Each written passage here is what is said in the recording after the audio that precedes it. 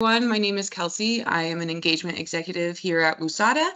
We are joined by Richard Zerba of Zircom International.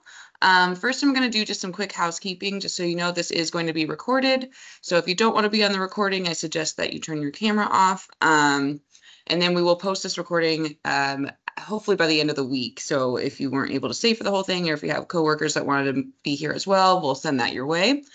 If you have any questions throughout his presentation, please just write them in the chat and we'll get to them at the end. But for now, I will introduce Richard. So we haven't had Africa in our list of in-country experts before, and we have just started to open that up this year with Richard from Zircom. He is the director of Zircom International. It is a trade and investment facilitation firm in Africa and the Caribbean. Richard has over 20 years of experience in South Africa. So we're very lucky to have him here with us. And with that, I will send it over to you. Great, thanks, Kelsey, and appreciate that. Yeah, so we started working with American companies back in 1999. And so now we have staff based all over Africa and the Caribbean, and you can see a map here of where we're located. But these people are also here to help WUSATA companies coming into Africa. And you can see that we've got quite a really good spread right across every part of Africa. Africa is a big place, and so we've got a big team to cover it. Here's some of our the state governments that we cover, and you'll see that we've got quite a long history, and WUSATA and the other state regional trade groups. In fact, if you're with a company, the only one that you have to remember is that you're working with WUSATA, and that's the one that we're working with and talking about now. So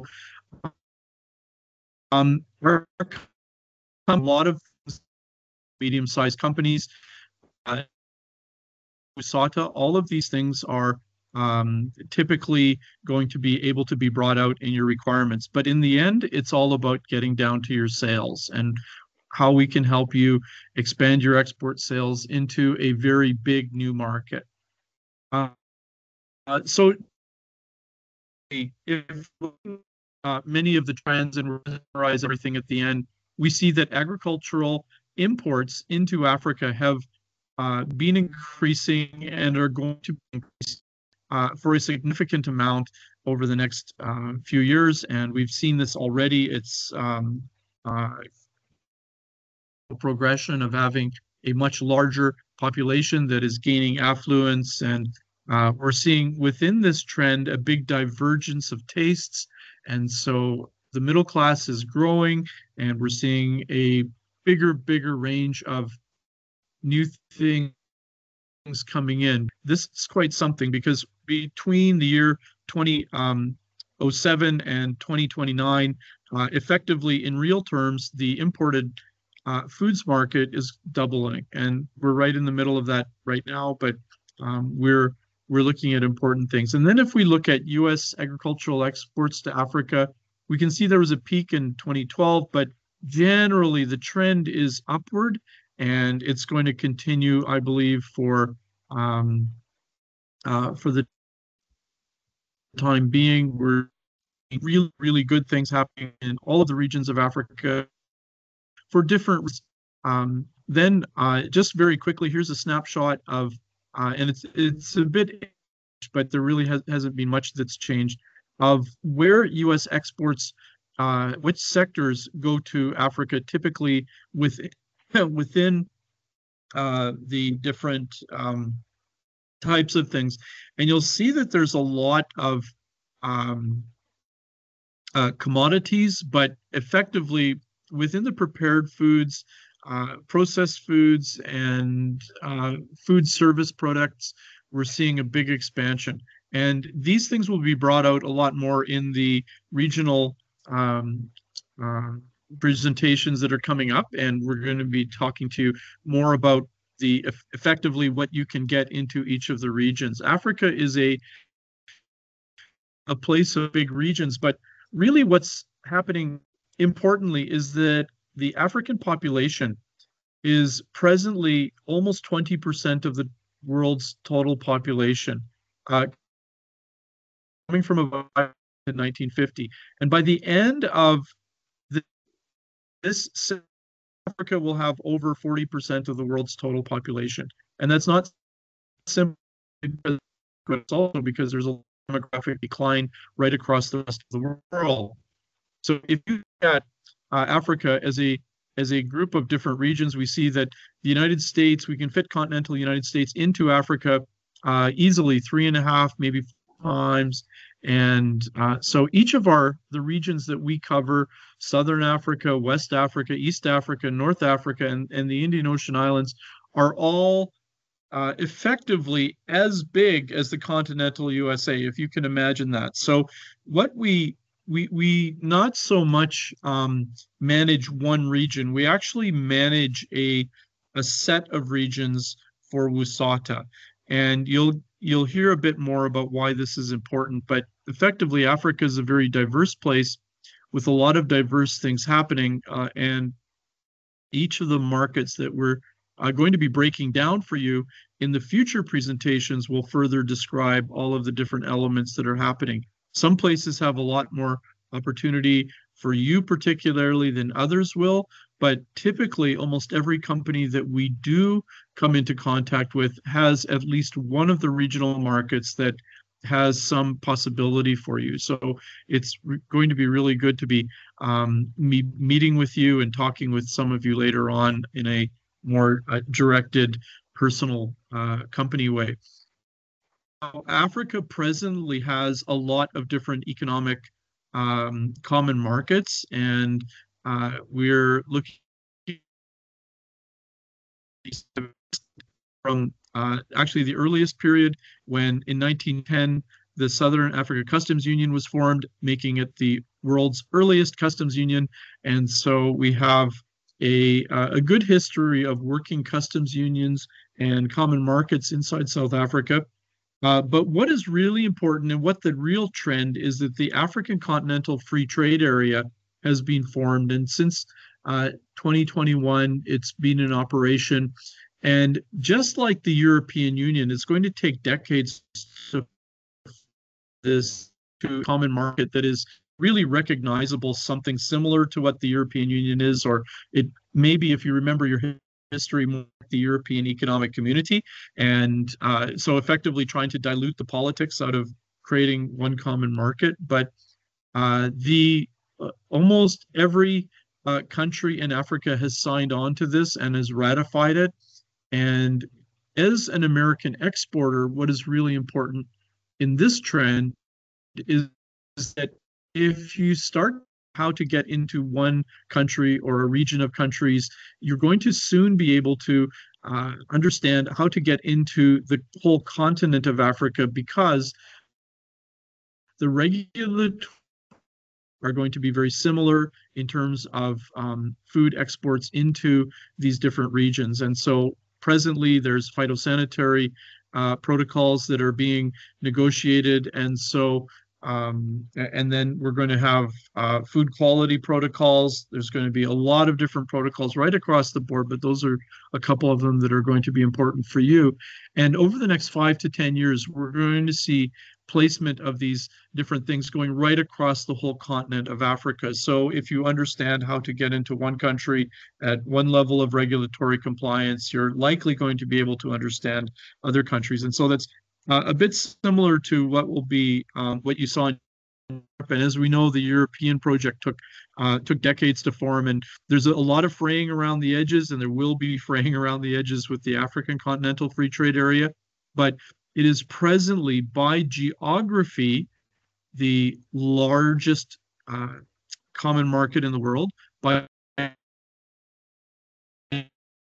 numbers of world, and population, with a total population of 1.45 billion people. It is the largest by population. It's not the largest by total GDP, but it's getting there. We're going to be getting to some of those things later. So this is just a quick mark on how the group has been ratified. I believe that some of the final gray ones are have already been ratified since this post came up. Now, importantly, if we're going to be looking at Africa, you're probably wondering, well, why Africa? I've heard that Africa's maybe very, very poor, very, not a lot of opportunity. But this has actually changed. We're seeing this because a lot of the countries in Africa are amongst the fast growing economies in the world. So even though Africa does have a very good average growth rate across the board, and we'll see that with a couple of graphs, we do see that if you look at the numbers of countries that are in this top 10 list, 6 of them are African. Number 1 is Guyana, actually, which is another country that we work with in the Caribbean. So we work right across a lot of the fastest growing country markets in the world. And this is where we actually find a lot of our new sales for companies, because we're looking at places that are expansive, where the middle class is growing, and where grocery stores are becoming more formalized, and where a lot of opportunities coming in. So American exporters can take advantage of these very fast growing markets. And we can see that the GDP growth in Africa is a bit higher than the rest of the world. And and then we're also seeing a fairly decent per capita real, meaning that the middle class is typically getting more affluent, which is contraindicatory to what's happening in Europe and even the United States and even Australia, where I'm sitting here right now. We've seen that the middle class has actually lost a lot of its purchasing strength over the last 5 to 7 years. So interesting that Africa is going to grow. And if we look at the average growth in Africa versus the rest of the world, Africa's on a trend upward generally, and we're seeing that Africa's average growth rate is very strong relative to world growth rate. And of course, we do have to offset this with the very fast demographic growth that's happening here as well. But overall, the African market is looking better, and is going to be achieving a lot more for exporters and their sales. And then what is really driving new sales? It's the growth in the middle class. And we can see that sub-Saharan Africa, next to Southeast Asia, is the fastest growing area for the growth of the middle class.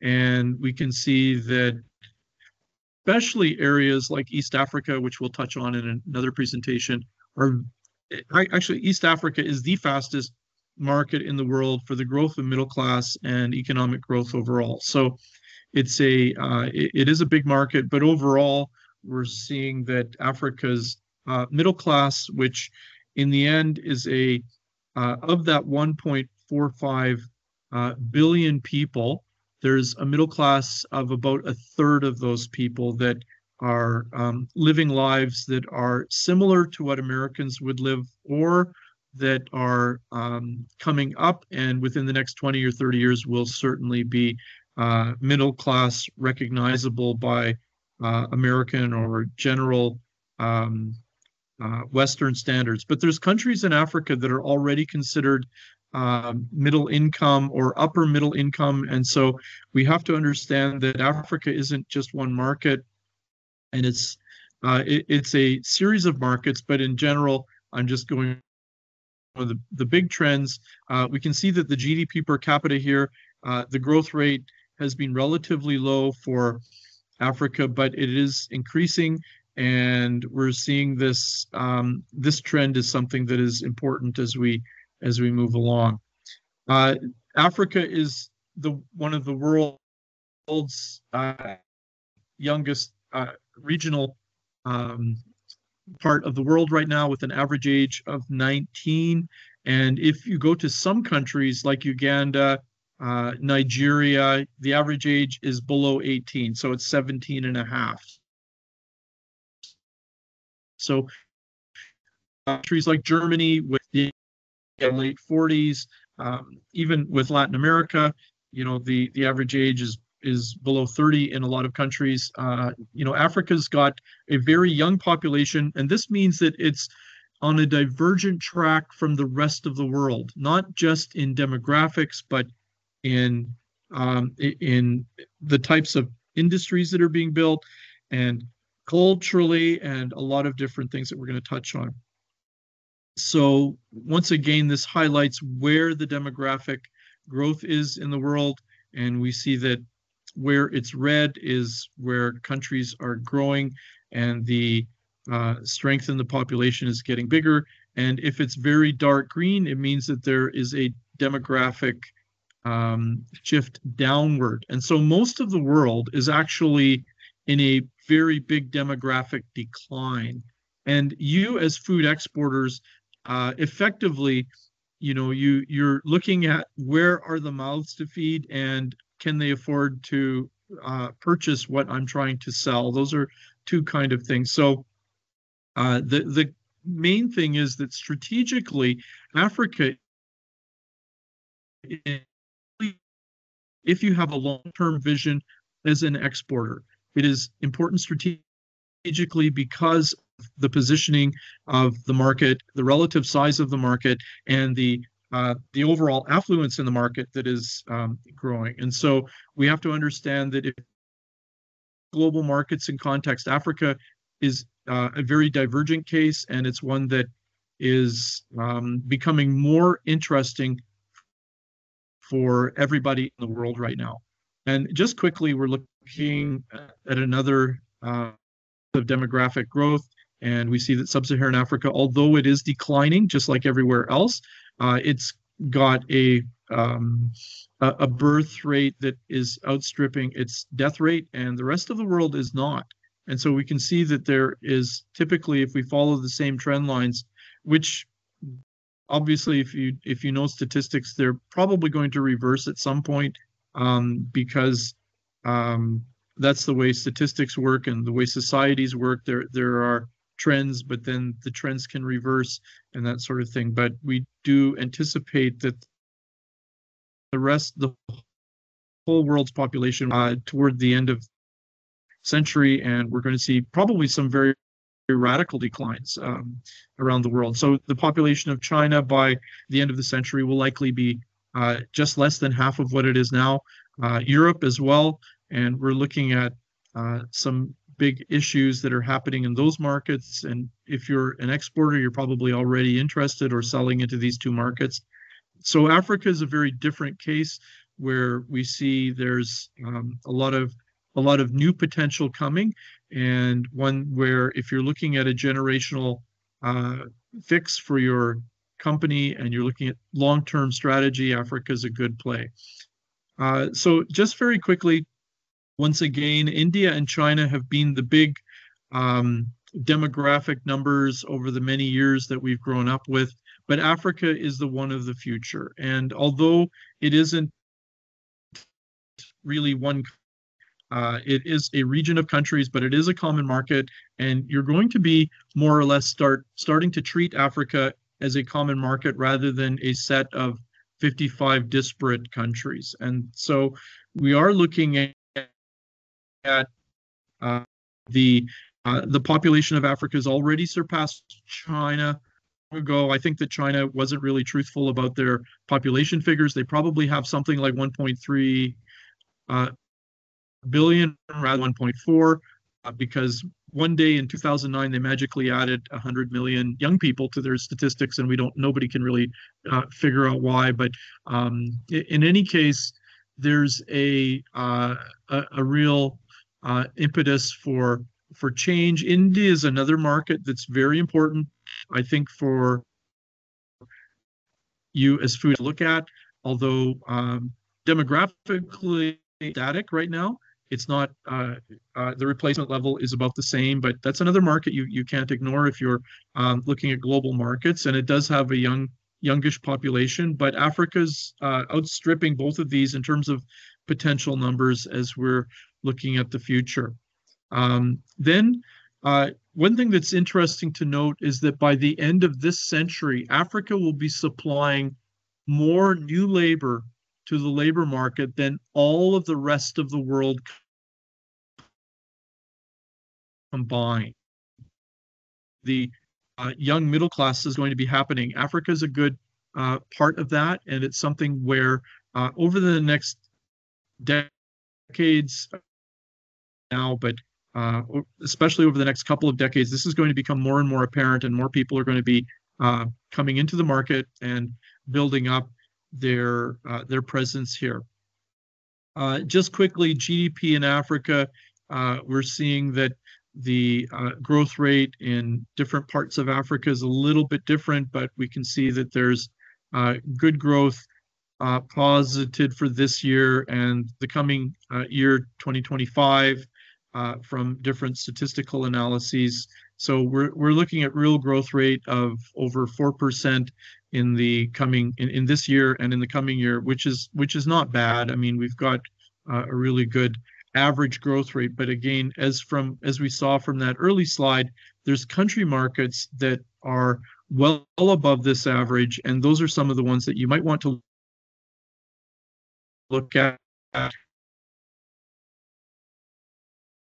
Growing by population, they may not have big growth rates, but they are.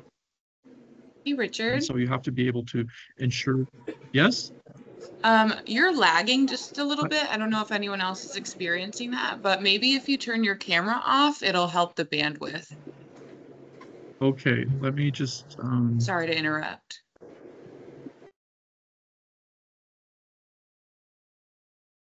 Okay.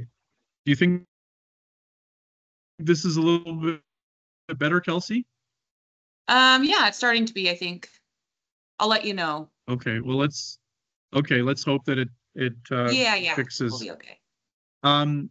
Then we're seeing that the average compound growth rate over the different regions has been improving. And so this is another important aspect of the growth in Africa. And we're seeing that the potential for growth is important. Now, I'm just going to quickly show you some different sectoral slides of different sectors. And I'd like to point out why Africa is going to continue to grow and why there is going to be a continued demand for middle-class tastes in Africa, but just quickly telling you that there's sectors that are growing very well in Africa, and it doesn't seem like there's going to be any let up in the. So now we have a lot of mining sector growth, and if you know anything about the global commodity prices right now, Africa is in the hot spot for a lot of the things that are fueling the renewable energy requirements of the world. And so we have a lot of things that are happening in the mining sector. Guinea is an interesting country because it now has the largest mining investment in the world, $20 billion, with a joint project from Britain, Australia, and China going into that country, which is going to be turning that country into a middle-class country, possibly. And so we see that these countries, which are the key mining countries, are benefiting from that trend. And then we see tourism growing very quickly across Africa. In fact, the second fastest growing region for tourism, next to the Asia Pacific right now. Africa's bounced out of the COVID region very quickly, and tourism is very important. And of course, there's a lot of ancillary sales for exporters into the hospitality sector, particularly food services.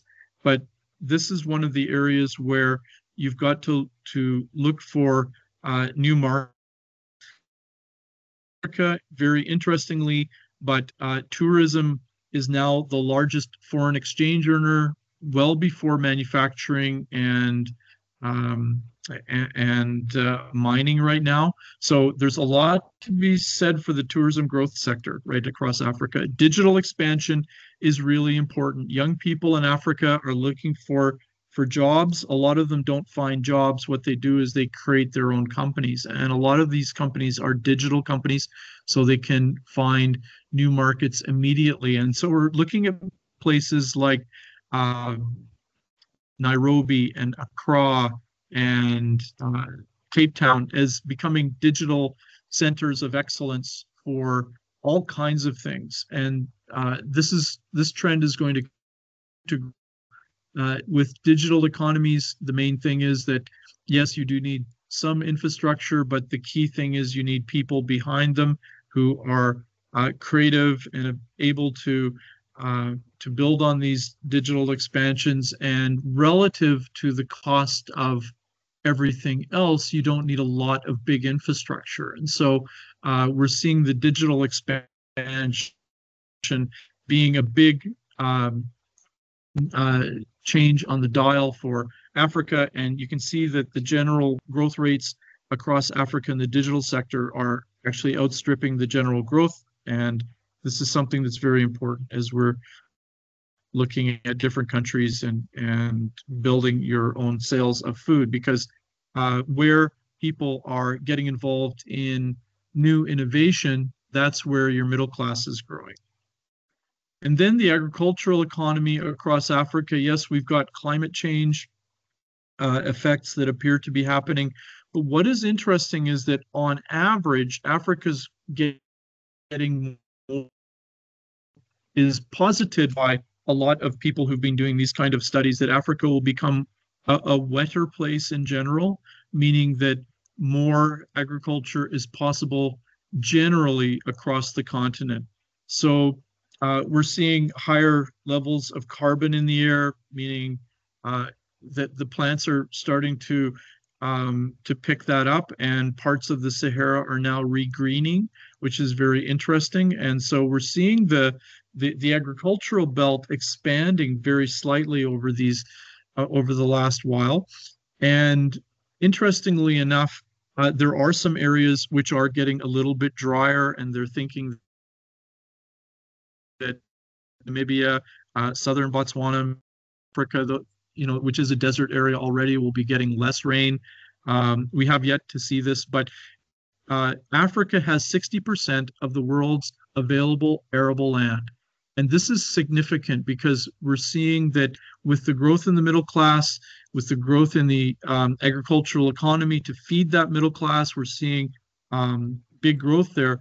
But where American exporters can really benefit is from supplying inputs into food processing, and where there's a lot more happening in the agricultural economy. So food ingredients, especially feed ingredients, are really important for animal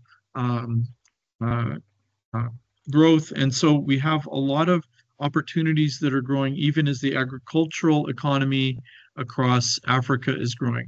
And then don't think of Africa as a place where there's just a lot of small little companies. We do have a lot of very big food companies that are good targets for companies USA, which have a very focused sales strategy. And we do have a lot of very good companies that will be splitting this out a little bit more in our future presentations with the region. But keep in mind that Africa does have a lot of very large corporates, and although a lot of them are centered in South Africa presently, about half of them are in Southern Africa. This number is really ranging right across Africa. And what is interesting is that a lot of these are owned by people that are 40 and under. There is a huge culture. Young people are very entrepreneurial in Africa, and a lot of the bigger companies, interestingly enough, are owned by younger entrepreneurs who are first generation entrepreneurs. So we're getting into an era in African business which is very interesting. And so I just wanted to quickly touch on the big cultural shift that's happening in Africa right now. Younger people who make up the majority of everybody on the continent, but are also making up the majority of the voting public. And this is why we're seeing some movement in a lot of the democracies in Africa. And even in North Africa, you probably heard about some of the coups where much older people who are running things effectively as facto colonies of France have been taken out of power by younger people who are moving things a lot faster, who are interested more in business and not really keen on establishment and elitist ties. And this is a trend that we're seeing right across Africa, but generally in Africa, we're looking at an aspiring middle class. There's a lot of young people who are very, very different from the generations that have gone before them. And we're understanding that we have, first of all, people that are focused on their own education rather than being pushed by family to become educated. They're very focused themselves on becoming educated at the university or college level, getting technical skills, being able to bring those into their work life.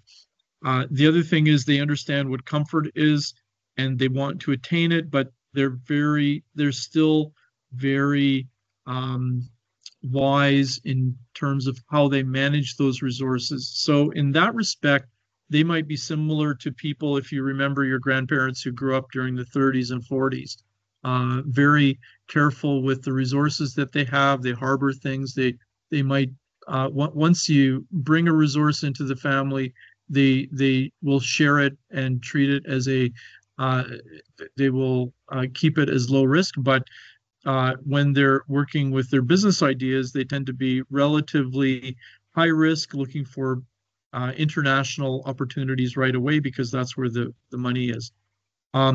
Very respectful of family, and so they're still very traditional, and they're very respectful in terms of their faith communities. And interestingly enough, there's statistical evidence that shows that young people in the middle class attend church at double the rate that their grandparents did.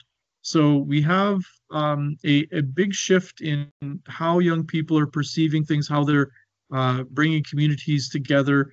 What they're doing with social media is very different from what we see in the United States. A lot of younger people use social media much more in a business sense. Rather than entertainment, although entertainment is a very important aspect of using social media. And within a lot of the young people, we see a desire to hustle, and that means that they will have something on the side that they'll, even if they have a full-time job, they will create a business or an NGO on the side to work to change things. It's not just aspirant dreams. They actually get out and create NGOs and register new businesses. So I run a company that has a lot of staff, and I will tell you that half of them have a registered business. So imagine if you had a company and you had half of your staff in the United States running a registered business on the side and trying to manage their goals and trying to retain those people. So it really is an interesting dynamic when you're working with people who are in their early 30s or younger across Africa, because there is a very different outlook on how to build things. And this is interesting because as you get into Africa and you're looking for business partners, you will see the difference between working with older people who might be 55 or older, 60 or older, who've run a company for quite a while and have established strategies and tactics for networking inside their market. And then you'll talk to younger people who are much more aspirant, energetic, and create new business based on their merit and where they can reach out technically to new markets. So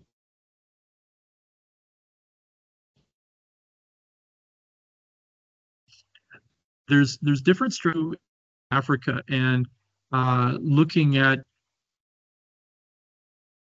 obviously across the African middle class, it's very interesting to look at. But if the African middle class was had some of the same attributes as what we saw in China, or if China had some of the same attributes that the African middle class would do, all of China would look like Taiwan right now. But effectively, right now, we've got a population of young middle-class people that can speak English, that have access to global information, and are extremely entrepreneurial in their culture and very education focused. So it might surprise you that when we look at who are the wealthiest groups of immigrants into the USA, that Nigerians are right almost at the top of the list. And so they have very strong cultural characteristics that put them there. And in fact, it's very interesting, but a lot of African families that move to the US or Britain or Canada, they might actually decide to send their kids back to school when they're teenagers and then bring them back to the US when they're in their early 20s for university. And it's really to keep family cohesion together and to focus them on the kind of values that are more strongly held in the African communities. So there's a lot going on with that, and this moving into the world in terms of business. And so we're seeing young Africans going all over the world, seeking new markets and starting to do business. And so I remember back when I lived in Canada, and you might know that from my accent that I'm originally from Canada. In the old days, back in the old days, in the 1990s when I lived there, we had busloads of people going to Niagara Falls. And then all of a sudden there were busloads of people from China. And I thought, this is interesting. China. Okay. And it, back then China was considered, a relatively poor country and things, but then there was a tipping point sometime in the 1990s, and we started to see that happening. And we're just at the beginning of seeing this happening with young Africans going abroad, doing business, coming over to the US as tourists, coming over for studying. So we're going to be seeing a lot more interaction. Young people in Africa love America. That's another thing. If there have been studies that have shown that if a young person was to select which country they would want to go to first out of Africa, they would pick the United States first 80% of the time. So you as Americans have a good potential for making friends and making relationships grown simply because Africans have a built-in affinity for the United States, and I think that there's a lot of potential for those business acquaintanceships to be grown. Now, another trend that's very important across Africa is if you look at where English is spoken, the red countries on this slide, and you look at where the population is densest, you can see that there is a correlation. So English is already the predominant language in business culture there. But the other thing is that even where they're speaking French, or in the blue or green, which is Portuguese, you'll see that these regions are quickly getting a lot of young people, particularly well-educated young people. They're all starting to speak English.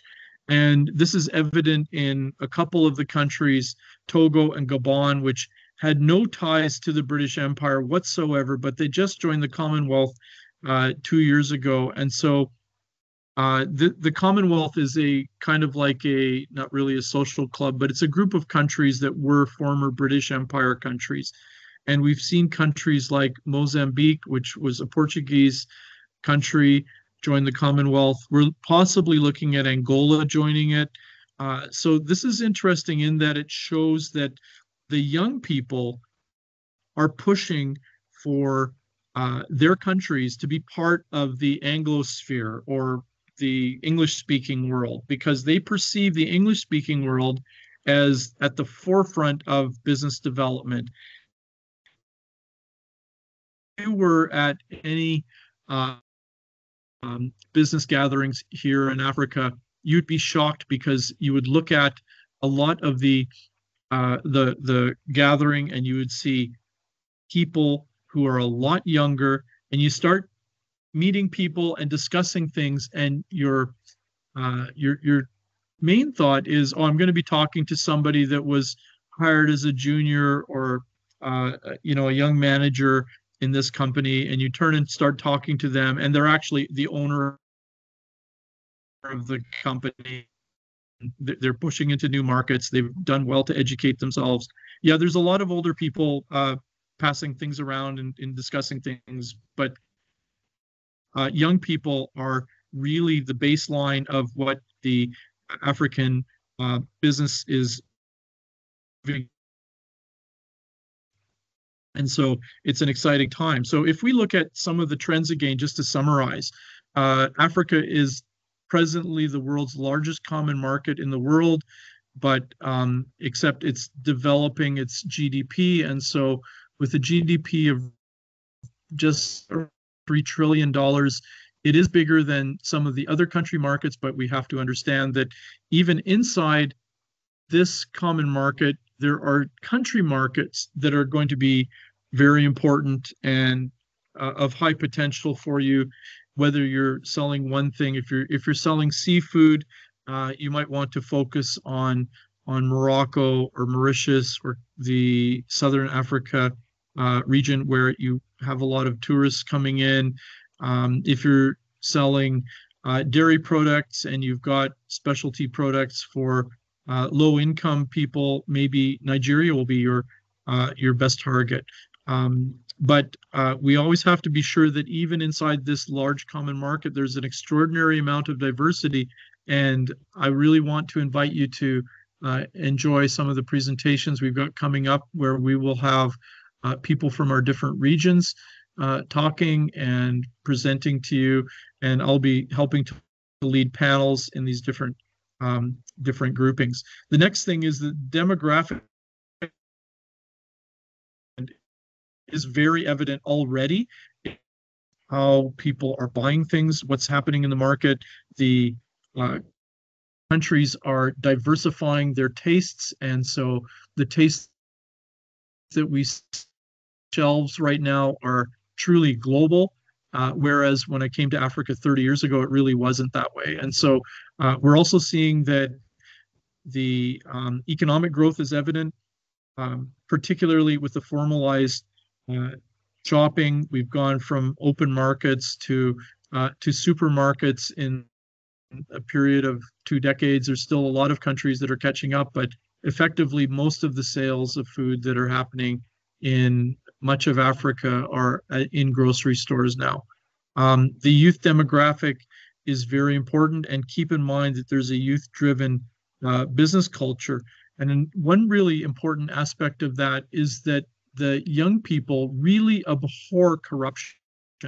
They see corruption as an old person's problem. They see that it is something that is to the old way of doing business. Young people would rather typically start a business and make their business run on what attributes they can sell into the market, rather than through a series of elitist exchanges. And so the youth-driven business culture is a very key thing that's happening. And we have to understand that people here are digitally savvy, and there is a creative entrepreneurial business development class that's really developing. So this is interesting. And English is becoming more predominant. So if we look at all of these all put together, for American exporters, Africa is becoming more important as a potential market generally, but it's becoming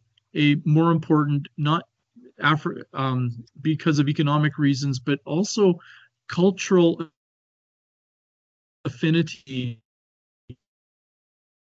And you'll start noticing this when you start to work across the continents, and you'll start to understand that there is a real affinity for doing business with the United States from Africa.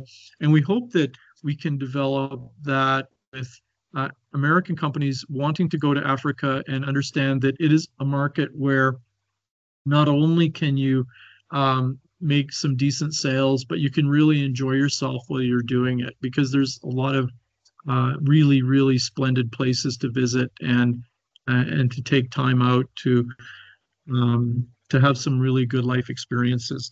So I'd like to thank you right now, and maybe we've got some time for questions. Thank you, Kelsey. Would you like to moderate a little bit? Yes, I would. Thanks so much, Richard. That was all very, very incredible, interesting information. Let's see. I think I just saw someone write something.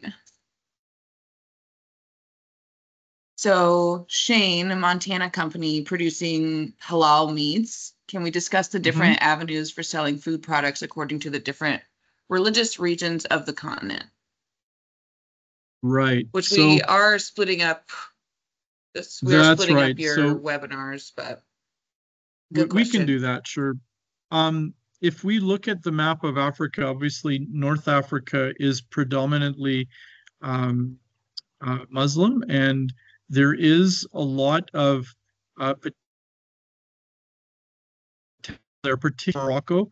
There is a free trade agreement with Morocco. Egypt is another market where we are going to be hopefully doing some work in studies with companies, but that's another market that we have key staff people in, and we're looking at we are looking at North Africa as one of our key markets. There is opportunity, different products that are halal rated across Africa, because Africa is not, even where the population may be predominantly Christian, you might have specialty meats that might sell into South Africa, for example. So it'd be interesting to maybe to have further discussions, or if you have anything, we can help you through email or other questions later. But yes, that's a very important question. And a lot of the market would be looking at halal products. Great. Next we have a couple coming in. Next one is from Jeff. He asked, do you know what % of the country's population that is Muslim? I'm guessing that Africa is about 30, just around 30% Muslim in general. I mean, every country needs to be broken down. Every market is very different. So when we have our North Africa presentation, you're going to find it very different from our East Africa, West Africa, Southern Africa ones. So we have, and when we look at markets, we tend to start with the region and then try to look at where in the region are the best potential target markets. So yes, and we do take that into careful consideration, because it is an important attribute of the marketing and the sale of different products. All right. Next question is from Baman. First, they say great presentation. Next is, what is the average time that an importer will get paid from his customers? Sure that good question, varies. Because it will vary. Your first set of sales, you might want to ask cash in advance, because you're testing out whether that person is serious, and if they're not large sales, you might want to do that. Typically, African business, if they really want to do business with you, they'll start paying you quickly. The old adages about African time are disappearing in some ways. I find that our staff people, for example, my young staff, they keep time better than the Swiss. So I mean, the timing of company finance is one thing, but the main thing is working with companies you can trust is really the thing. Another thing with the timing of payments, companies may have money in their US dollar bank accounts, but they may not be able to send that money abroad because their governments don't want them to. So they'll have to get a signing from their reserve bank to allow that payment to happen. And sometimes that can get in the way of the company actually having the capital and wanting to pay you. Um, so a lot of companies get around that by having accounts overseas, and for example, maybe in Switzerland or even in the United States, and they will pay you from those sources if they're reserve bank issues such as we see in Angola. Okay. All right. Next. Oh, I'm sorry. Were you finished? Yes, go ahead. Okay, sorry. There's a bit of a lag on my end. Dinesh asks, well, they first say, thank you for a great presentation. You get a lot of praise in the chat. They have two questions. Which part of Africa do we look for tree nuts? Also, you shared that 60% of global arable land is in Africa, but is there enough water to bring this into production? Yes, because, well, let's start with the arable land. Yes, there is a lot of potential within what we call the rain belt. So that's everything north of South Africa and up to the top of the Congo. If you can see that, there's, you know what, Africa is, there's parts of Africa that get a lot of rain because parts of it are very, very wet, and they have rainforests, and other parts are very dry, and so it's hard to make any generalizations about the continent. But in terms of tree nuts, what we're seeing is that there is an interest in specialty types of nuts across Africa. Walnuts, American walnuts have a very different taste than African. Look at the recipes in the that are popular online and that get circulated. They typically have a taste for American walnuts, and they don't quite have the same taste that the African walnuts have. So there's demand, and if you typically find walnuts or pistachios or sometimes almonds, they're going to be definitely from the United States. And I love picking nuts off the grocery shelves and bringing them home for the family. And I can tell almost right away which ones are from the United States and which ones are not. So although we do have really good tree nuts growing there in Africa, when you get to differentiation, it's the specialty ones that are that are not necessarily grown in Africa. Africa, for example, is a really good place for macadamia and cashews, especially Southern Africa. But those same companies that will sell those in nut mixes will be importing nuts from around the world, and the United States is a key location for sourcing. Right. Fabian asked the next question. What markets in Africa have high-end retail sectors that would sell premium packaged processed food? Okay, so we would be looking at South Africa, Namibia, Botswana, Mauritius out there in the Indian Ocean. Don't forget Mauritius. It's got a population of 1 million people, but it is there's 100 4- and 5-star hotels there, so fantastic tourist location. And just below Mauritius is Reunion, which has 1 million French citizens on it. So Reunion is like France's Hawaii, and so it's a very interesting place there, and the same quality standard of living is there. Morocco is another place where you would find the top end, but I would also say that don't disparage the markets that have an average statistic that show that it doesn't look like you have a market, because even Nigeria, if you look at Nigeria, and you say, well, the average person in Nigeria only makes, let's say, $1,200 a year, but the top 2% live way better than Americans do. And if you have 230 million Nigerians and you multiply that by 0.2%, you actually get 5 million people.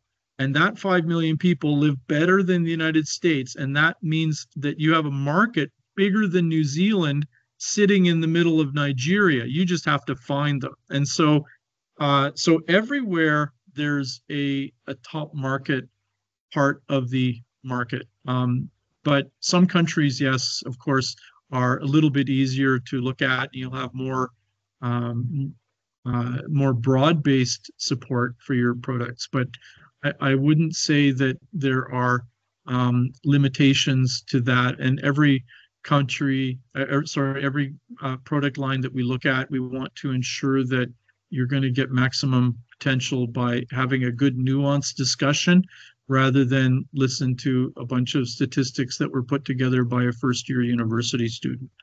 Not disparaging first-year university students. I was one once too, so. All right, looks like we have 4 minutes left and we have 4 questions left. Okay, very good. So Jeff asked, generally, what is the ease of travel, I imagine, to Africa? He didn't specify where, such as visa requirements, etc. Americans enter visa-free, or you can get your visa on the spot in most African countries. So Americans are generally very welcomed, and there really isn't any big issues. Flying into Africa is getting much easier.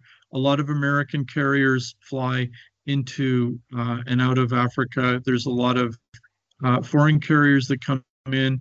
Unfortunately, you're going to have to fly first to the east coast of the U.S. and come out of JFK, Atlanta, Washington.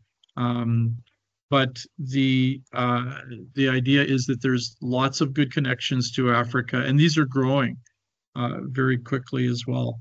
In fact, even to Cape Town now, there's 3 American carriers that fly into Cape Town from different airports in the U.S. And back in 2019, pre-COVID, there weren't any direct flights to Cape Town from the U.S. You had to go through Johannesburg or something. So we're seeing a big improvement in that. Oh, that's good to know.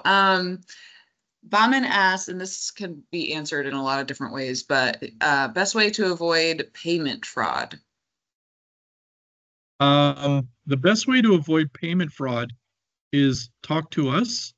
The first thing that we want to do is to help you to filter your leads.